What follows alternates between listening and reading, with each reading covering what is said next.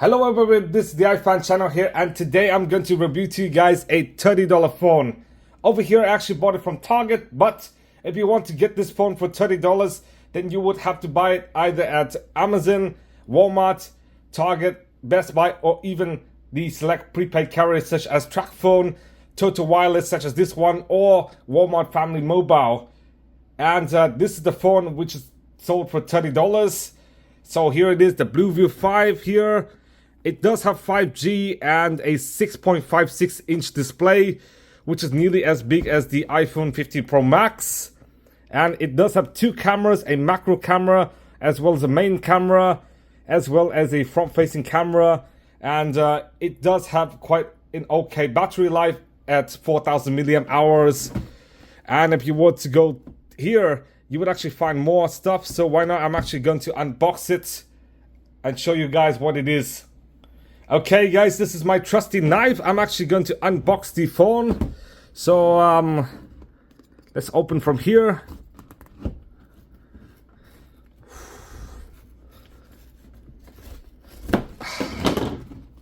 Yes, and actually I'm going to open it now.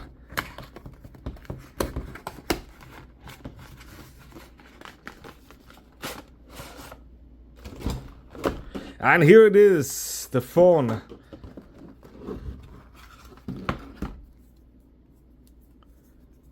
It does feel kind of okay. There might be some sharp edges here and there, but it is kind of like the iPhone. So let's take off the peeling here. Some of the wrapping, of course. And here it is, the BLU V5, which is quite simply the most affordable phone in today's market, in my opinion.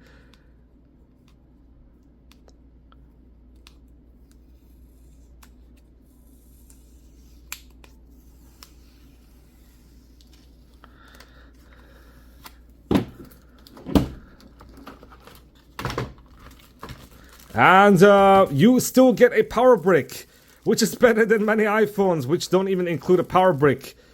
And I'm not sure what this cable is, but I'll see.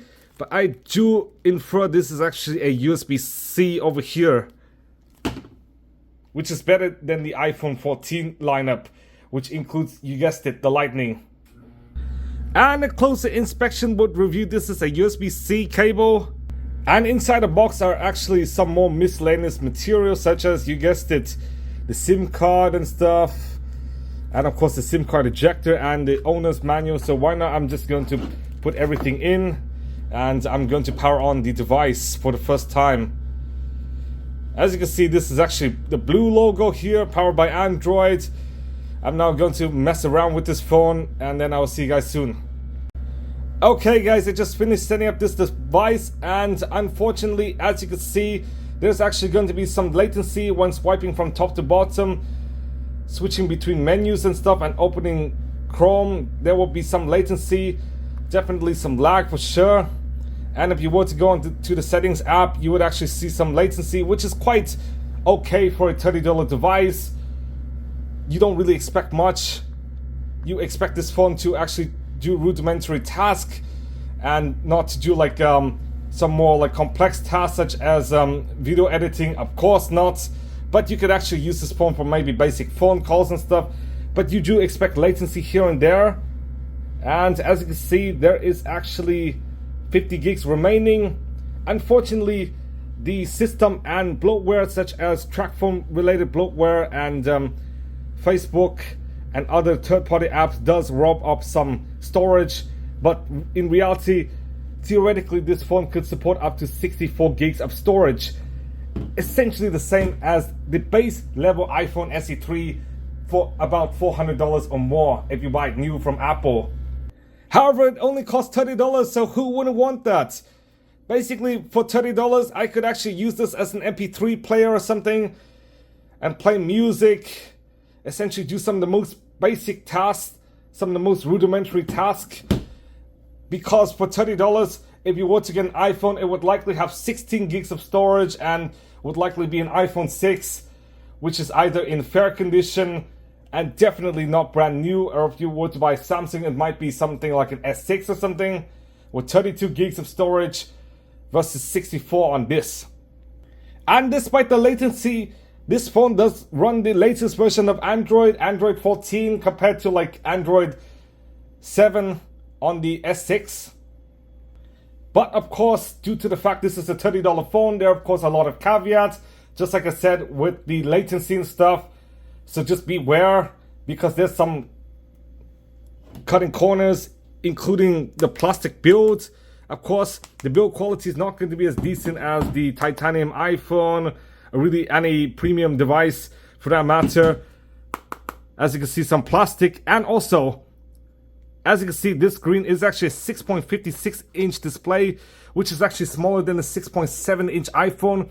But in reality, if you were to put the two phones side by side, you could actually see, and I'm not joking, and I do digress, this phone is actually bigger in size than the iPhone 15 Pro Max. All for a smaller screen, because there is actually a very big bezel in the bottom. And instead of having a hole punch camera, there's actually a teeny tiny camera notch, just like the OnePlus 7T and OnePlus 6T of 5 to 6 years ago. An upside to this phone is there is actually a 4000 mAh battery, which might seem small in today's standards, as many phones do have 6000 mAh and stuff, and even 5000 on this Galaxy I'm now recording at. And as you can see, this phone does support up to 17 hours of battery talk time, which is quite decent, especially for $30. I don't really expect much for $30. But if you were to buy, like, say, the iPhone SE3 or something, it might only support up to, like, around 2000 mAh. And even though iPhones do pack efficient batteries and stuff and do have smaller screens than this BLU V5, the battery is still not going to be as decent, and it would still drain fast. But this is quite decent. But in reality, because everything is really, really slow, including the internet and stuff, you might take more time, and this phone might be less computationally efficient than, say, the iPhone SE3, which you could actually do more tasks from 100 to 0, because things load twice or even 3 times faster. Now, just like the fact the iPhone does have slightly sharp edges, well, less sharp than a 14, as the 15 does have some tapered edges, this phone actually does have quite sharp edges anyways. Yes, over here, you could actually feel it if you were to buy the phone. It is unfortunately quite sharp everywhere. Very much 90-degree angles. But this is what you expect from a $30 device, of course. And another feature you would not expect with $30 is, of course, water resistance. This phone, according to the Blue site and the TrackPhone site, I do not believe it is water resistant at all, because they do not mention anything about waterproofing. So unfortunately, if you drop this phone in the water, then good luck, because this phone might not survive even under 1 meter of water. I've not really went outside with this phone yet because it is quite dark, but I do assume the brightness is not going to be as high. The nittage is probably going to be quite mediocre, but I have not seen any statistics on the brightness nits yet. But I'll report to you guys in the subtitles. But this phone does have a 720p display by 1612 with a pixel density of 270, which is quite low even in 2015, when you already have like HD and Quad HD displays with a pixel density in the 500s for the flagship S6. And even the iPhone 5 actually does have a Retina display, and even the iPhone 4 does have like 326 pixels per inch, making this phone quite mediocre, but still quite okay, especially for $30. And another facet of cost cutting is, of course, in a processor. This phone does have a MediaTek Helio A22 12nm processor with an ARM Cortex A53 architecture, and this phone does support 3 gigs of RAM, so basically about as much as the Galaxy S6, which is 9 years old. But I'm not sure if I'll run a Geekbench score or not, because they did install Geekbench AI, and let's run the AI benchmark and see how long this takes. I do believe this is going to take a while, maybe about several minutes, so why not, I'm going to speed through the video. After a nearly 20-minute wait, I finally got my results here. The scores are quite mediocre, around the 200 range, which is quite mediocre compared to many flagship devices. But this phone is still quite practical and utilitarian, especially for the $30 price bracket. Because many phones, like say the iPhones and stuff, because they do not receive good software support after about 6-7 years, therefore they're not as practical as this device. But in reality, this device does everything you can put through it, like phone calls and stuff, and browsing, really rudimentary browsing, but extremely slowly. Now, as for the Wi-Fi, it is quite simple at 802.11 BGN. There's no Wi-Fi 6E or anything really opulent. This is just very rudimentary Wi-Fi technology, just like you would see 10 years ago. So I'm just going to put my location on, and then I'm going to show you guys the score.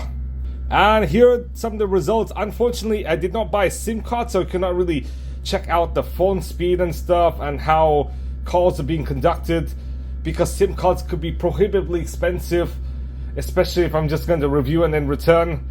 So over here are the download and upload scores. Unfortunately, these are the results, but in reality this is quite okay even for a flagship device. But I do not think the internet would be this fast, judging by the phone price and stuff. But it could still perform quite decently on websites. So why not, let's set up Windows 11. As you can see, the internet does look quite fast, but it is still quite laggy, just like I say, from the high latency rates. And lastly, the camera comparisons and test. This camera is a 30 megapixel rear facing camera with a 2 megapixel macro camera, and there is going to be an 8 megapixel selfie camera with 1080p video and of course 480p selfie video recording. So why not, I'm actually going to go outside to test the camera.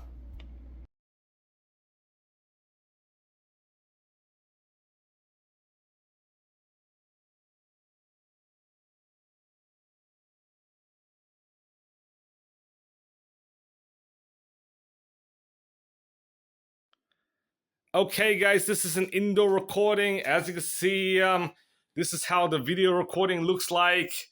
It is quite basic, unfortunately. And if I were to go outside, yeah, the camera is quite okay for this price point, but not really satisfactory in any form. And over here is a nighttime sample video. Unfortunately, there is no flash, so it is quite blurry. But I'm actually going to walk to my car now, and I'm going to show you guys. Yes. As you can see, it does look pathetic at night, but I'm actually going to record in the daytime. 8 years ago, I actually did review a $20 phone called the Alcatel Pixie Glitz, which is actually a 3.4-inch phone. But unfortunately, because of inflation, you cannot really find a $20 phone anymore. Over here is my car, and why not, I'm actually going to unlock it and actually go in to show you guys. Yes, the Tesla Model 3. Unfortunately, the camera is quite pathetic compared to any premium iPhones or Android devices. And of course, the selfie recording is going to be a lot worse. As you can see, this is actually only 480p video here. It is quite pathetic, in fact. Okay guys, this is the daytime sample of the video, and over here my Tesla is currently at charge now, and I'm actually going to take my bike.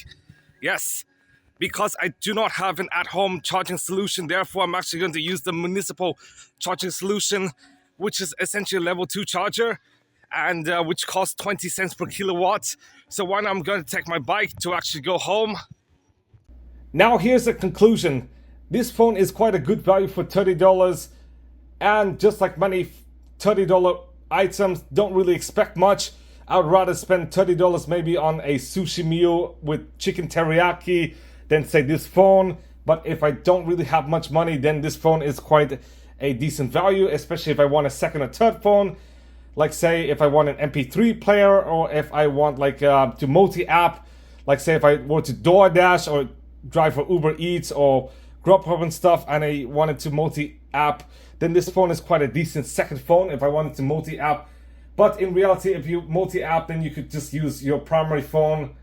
But I do know many like migrants and stuff actually use 2 or 3 devices to essentially quote-unquote maximize their pay. But I do believe this is quite fraudulent. But this could be quite a decent buy if you want another phone for say your child or something as like a gaming device. This is quite decent, but don't expect much. And also the camera is quite spectacular for the price. Not really decent, especially compared to flagship, but the screen is quite big and stuff. So of course, if you have large hands, you would have no problem. But if you have small hands, then this is really a two-hand device. So thank you guys for watching. Please give a big thumbs up, subscribe for more videos, and I'm gonna see you guys soon.